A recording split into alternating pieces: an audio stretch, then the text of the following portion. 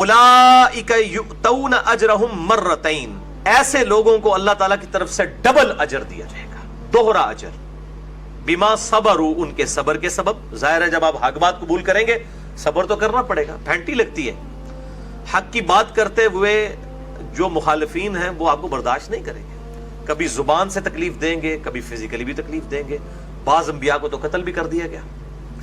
ہم تو پہلے ہی اس سے سر تسلیم ہم کر چکے تھے، اور یہ وہ لوگ ہیں کہ جن کو ڈبل اجر دیا جائے گا ان کے صبر کے سبب۔ وَيَدْرَؤُونَ بِالْحَسَنَةِ السَّيِّئَةِ، اور ان کی نشانی یہ ہے کہ وہ دور کرتے ہیں اپنی برائیوں کو نیک اعمال کے ذریعے۔ ظاہر نیکیاں برائیوں کو مٹا دیتی ہیں، اور اس سے مراد وہ یہود و نصارہ ہیں جو اپنے وقت کے پیغمبروں پر، یعنی ان سے پہلے آپ صلی اللہ علیہ وآلہ وسلم سے پہلے جو انبیاء ہیں ان پر ایمان لاتے ہیں، اور پھر نبی صلی اللہ علیہ وسلم جب تشریف لے ان پر بھی ایمان لائے، ان کو ڈبل اجر ہے۔ اس کانٹیکسٹ میں بخاری اور مسلم میں بھی حدیث موجود ہے کہ ایسے یہودی اور عیسائی جو اپنے پیغمبروں کو مانتے تھے اس کے بعد مجھ پر بھی ایمان لے کر آئے، ان کے لیے ڈبل اجر ہے۔ تو وہ گناہوں کو دور کرتے ہیں نیکیوں کے ذریعے۔ ظاہر ہے کہ بخاری اور مسلم دونوں میں حدیث ہے کہ اگر کبیرہ گناہوں سے بچا جائے تو ایک نماز سے دوسری نماز، ایک رمضان سے دوسرا رمضان، اور ایک جمعے سے دوسرا جمعہ درمیان کے گناہوں کا کفارہ بن جاتے ہیں، اگر کبیرہ گناہوں سے بچا جائے۔ یہ آپ صلی اللہ علیہ وآلہ وسلم نے بڑی انٹلیکچوئل بات کی ہے۔ کبیرہ گناہ کیے تو پھر ایک نماز سے دوسری نماز کے درمیان گناہوں کا کفارہ نہیں بنے گا، چھوٹے گناہوں کا۔ اب نماز چھوڑنا خود سب سے بڑا گناہ ہے۔ یہ نہیں ہو سکتا ایک بندہ کہ میں ایک جمعہ پڑھوں اگلا جمعہ پڑھوں بیچ والی نمازیں معاف ہو جائیں، نہیں، کبیرہ گناہ معاف ہی نہیں ہو سکتا۔ کبیرہ گناہ صرف توبہ کرنے سے اور آئندہ وہ گناہ نہ کرنے سے معاف ہوتا ہے۔ ایک رمضان سے دوسرا رمضان درمیان کے گناہوں کا کفارہ تب ہے جب بیچ میں کوئی شخص کبیرہ گناہ نہ کرے۔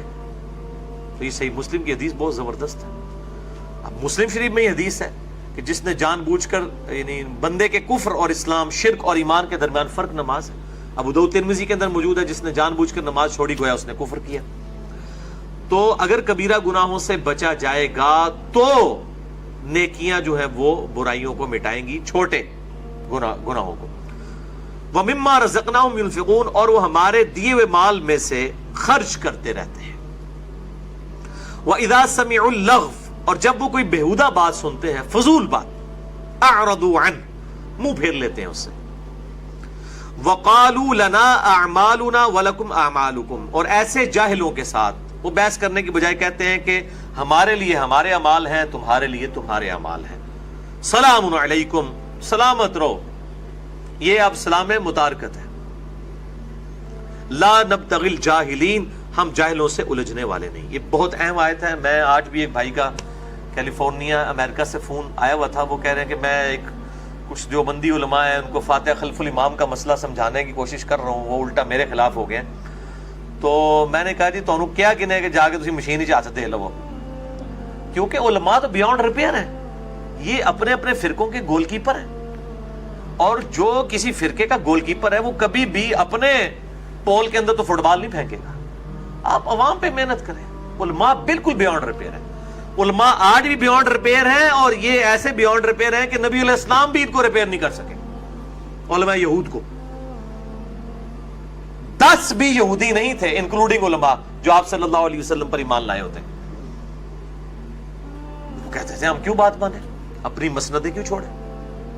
اسی لیے قرآن حکیم میں جتنی یہ لعنتیں ڈالی گئی ہیں اور اللہ کی آیات کو بیچنا، حرام خوری کرنا، یہ سب آیات جو ہیں علماء کے بارے میں، اور آج بھی ان کا وہی کریکٹر ہے، کیونکہ بخاری مسلم میں حدیث ہے میری امت میں وہی خرابیاں پیدا ہوں گی جو اگلے لوگوں میں، قدم با قدم بالشت بر بالشت، حتیٰ کہ اگلے لوگوں میں سے کوئی گو کے سراغ میں داخل ہوا میری امت بھی وہی کام کرے گی۔ پوچھا کہ اس سے مراد یہود و نصارہ ہیں، اگلی امتوں سے مراد؟ آپ صلی اللہ علیہ وآلہ وسلم نے فرمایا اگر وہ لوگ مراد نہیں تو اور کون سے لوگ مراد؟ وہ بھی اپنے علماء کو خدا بنائے ہوئے تھے۔ اتخذوا احبارهم ورهبانهم اربابا من دون اللہ، سورہ توبہ آیت نمبر 31۔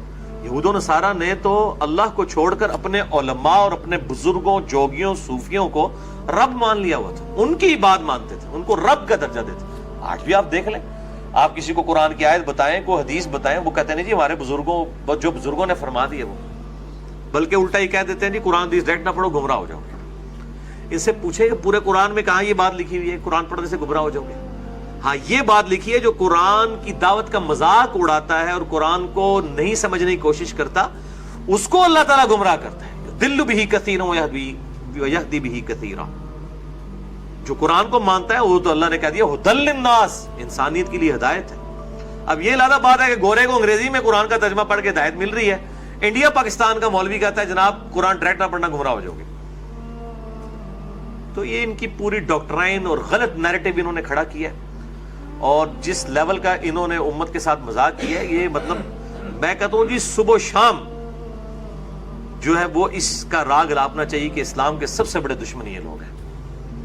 کوئی کافر آپ کو کہے نا آ کے کہ قرآن نہ پڑھنا گمراہ ہو جاؤ گے ڈائریکٹ, تو آپ کہیں گے کافر ہے اس لیے میرے ساتھ بات کر رہا ہے. اور یہ داڑیوں اور پگڑیوں والے کافروں والے کرتوت کرنے والے لوگ ممبروں پہ بیٹھے ہوئے ہیں, اور ہم کہتے ہیں حضرت صاحب نے فرما دیا, بزرگوں نے فرما دیا.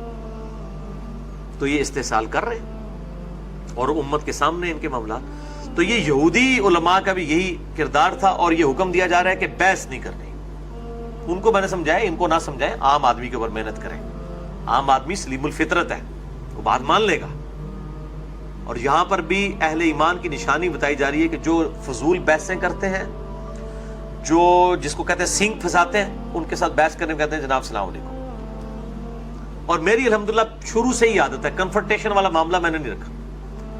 جو لوگ میری یعنی بیک بائٹنگ کرتے ہیں, گالیاں دیتے ہیں, مرتد, میں ان کو بڑے صحیح طریقے سے ملتا ہوں, پیار محبت کے ساتھ. کوئی کنفرنٹیشن کسی مولوی کے ساتھ نہیں رکھی. ہاں ویڈیوز میں علمی راز ضرور کرتا ہوں, بالکل لحاظ نہیں کرتا, ان کی پبلک تک بھی بات پہنچاتا ہوں, لیکن ان کو جب بھی ملتا ہوں بالکل سلام صحیح طریقے سے. ان کے ساتھ کنفرنٹیشن کرنے کی ضرورت ہی نہیں ہے. اچھا, اس سے ایک یہ بات بھی پتہ چلی کہ اگر اہل ایمان کو یہ کہا جا رہا ہے کہ آپ نے جاہلوں سے نہیں الجھنا, تو اب جو بندہ جان بوجھ کے سینگ پھنساتا ہے نا, تو وہ اپنی مؤمنانہ صفات کے اوپر ذرا نظر ثانی کرے. اس دنیا میں پرائمری رسپانسبلٹی کس کی ہے لوگوں تک دعوت کا کام کرنا؟ انبیاء کی. اور انبیاء کو قرآن میں کہا جا رہا ہے وما علینا الا البلاغ, تم کہہ دو میرا کام صرف پہنچانا ہے. قرآن حکیم میں کئی جگہ یہ بات آئی فلعلک باخع نفسک علی آثارہم ان لم یؤمنوا بہذا الحدیث اسفا. اے نبی اپنی جان کو ہلاک کر لو گے اس غم میں کہ لوگ ایمان نہیں لے کے آتے. بس آپ کا کام جو ہے ما انزلنا علیک القرآن لتشقى, اے نبی قرآن اس لیے آپ پر نازل نہیں کیا کہ آپ مشقت میں پڑ جائیں. یہ تو صرف نصیحت ہے ان لوگوں کے لیے جو قبول کریں. اسی طریقے سے سورہ الاعلیٰ کے اندر تو بہت سخت بات ہے, فذکر ان نفعت الذکر, نصیحت کریں اگر نصیحت کرنا کسی کو فائدہ دے. سیذکر من یخشی, اور آپ نصیحت اسی کو کریں جو بات سن کے ڈرتا ہے. وَيَتَجَنَّبُهَا الْأَشْقَى, اور اس بدبخت کو چھوڑ دیں جو حق بات قبول نہیں کرنا چاہتا. وَيَتَجَنَّبُهَا الْأَشْقَى الَّذِي يَصْلَى النَّارَ الْكُبْرَى, اس کا علاج یہ کہ ہم اسے اس بڑی آگ پر پیش کریں گے. ثُمَّ لَا يَمُوتُ فِيهَا وَلَا يَحْيَا, اور وہ اس آگ میں نہ زندوں میں ہوگا نہ مردوں میں. یعنی موت آ جائے تو جان ہی چھوڑ دے نا. آپ تکلیف میں ہو اور آپ کو موت بھی نہ آ رہی ہو, قرآن حکیم میں آتا ہے آج ایک موت نہیں ہزاروں موتیں مانگو, موت نہیں آئے گی. تو یہ بڑا خطرناک معاملہ ہے. اس لیے میں دعوت و تبلیغ کے حوالے سے بھی لوگوں کو کہتا ہوں کہ زبردستی کسی کے ساتھ نہیں کرنی, بات پورے پیشن سے پہنچانی ہے. نہیں مانتا دفع ہو جائے, کوئی ضرورت نہیں.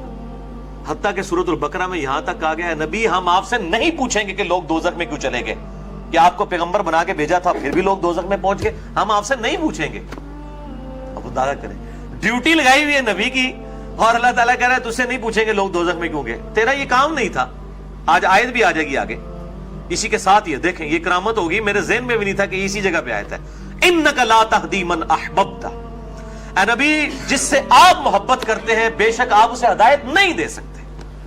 ولکن اللہ یہدی من یشاء, بلکہ اللہ جسے چاہتا ہے ہدایت دیتا ہے. یہ ترجمہ بھی ہو سکتا ہے اور یہ ترجمہ بھی ہو سکتا ہے کہ اللہ تعالی ہدایت دیتا ہے من یشاء, جو چاہتا ہے کہ ہدایت پہ آئے. یہ دونوں ترجمے بھی ایک وقت درست ہے, کیونکہ اس کو سپورٹیو آیت بھی ہے والذین جاہدوا فینا لنہدینہم سبلنا, جو لوگ ہماری راہ میں کوشش کریں گے ہم ان کے لیے اپنی راہ کھول دیں گے. میرے بھائیوں ایک بندہ سویا ہوا ہے اور اس کو وہ رات کو یہ نصیحت کر کے سویا کہ مجھے فجر کے وقت جگانا ہے اور پورے پیشن کے ساتھ، جب آپ اس کو اٹھائیں گے وہ ایک واز پہ اٹھے گا. اور جس نے نہیں اٹھنا وہ صبح اٹھ کے بھی آنکھیں بند کر کے یہی ایکٹنگ کرے گا کہ میں سویا ہوں. سوئے ہوئے کو تو جگایا جا سکتا ہے، جاگے ہوئے کو کوئی نہیں جگا سکتا. دل بے ایمان تے اجتا ٹیر، جس کا دل بے ایمانی پہ اترا ہو وہ لیم ایکسکیوزز بہت ڈیوائس کر لے گا. تو اے نبی آپ اس کو ہدایت نہیں دے سکتے جس سے آپ محبت کرتے ہیں. اللہ جسے چاہتا ہے ہدایت دیتا ہے، یا اللہ ہدایت دیتا ہے جو چاہتا ہے کہ اسے ہدایت دی جائے. یہ دونوں معنی بالکل درست ہے. وَهُوَ أَعْلَمُ بِالْمُهْتَدِينَ، اور اللہ کو خوب پتا ہے کہ کون سے لوگ ہدایت یافتہ ہوں گے. اللہ کو پتا ہے کہ کس مکرے کو یہ بات سمجھ آ رہی ہے اور کس کو سمجھ نہیں آ رہی ہے. اللہ کو پتا ہے. لوگوں کو بالکل بات سمجھ آ رہی ہوتی ہے، کوئی راکٹ سائنس نہیں ہوتی ہے. یہ اتنے بولے بن کے پوچھ رہے ہوتے ہیں آپ سے مسائل، لوگوں کو سب پتا ہوتا ہے کہ کیا چیز غلط ہے کیا صحیح ہے. تو میں تو بالکل سیدھا سیدھا جواب دیتا ہوں کہ بھی آپ کے خیال میں یہ کیا ہے؟ نہیں جی لگتا تو غلط ہے. تو پھر پوچھ رہے کیوں آپ؟ علم کے لیے نہیں پوچھ رہے ہوتے. اکثریت اس لیے پوچھ رہے ہوتے ہیں کہ یہ کوئی اور مسئلہ دس دے میرا باندر جڑا ہے موڑنے تے جا کے بہ جائے. اے لو اج نواں محاورہ لے جاؤ پنجابی دا. اپنے باندر میرے موڑنے تے بٹھاندے نے، اپنے بندر میرے کندھے پہ بٹھاتے ہیں. بھائی آپ اپنے اعمال کے خود جواب دو. یعنی آپ یہ چاہتے ہو کہ مجھ سے کوئی ایسی بات نکلوا لو کہ میں آپ کے گناہوں کا بوجھ اٹھا لوں. ایسا نہیں ہوگا. تو بالکل سیدھی بات کریں گے. ہم اپنی آخرت کو سٹیک پہ لگا کے کسی کو غلط مسئلہ نہیں بتا سکتے. تو یہ لوگ اکثر مسائل پوچھ رہے ہوتے ہیں، اکثر لوگوں کو پتا ہوتے ہیں.